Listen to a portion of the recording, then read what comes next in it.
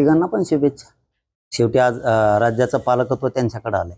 आज राज्यातल्या गोरगरीब जनतेची जबाबदारी त्यांच्यावरती आली. ते आता गोरगरिबांना न्याय देतील आणि तिघांना पण खूप खूप शुभेच्छा. ते म्हणलेत ही चांगली गोष्ट आहे. उशिरा का होईना पण ते दुरुस्ती करायला लागली ही चांगली गोष्ट आहे. गोरगरिबाच्या दृष्टिकोनातून ही चांगली गोष्ट आहे आणि तीच अपेक्षा मागच्या वेळेसही आम्हाला तीच होती. आम्ही प्रत्येक वेळेस सांगताना सांगायचो की शेवटी पालकत्व तुमच्याकडे.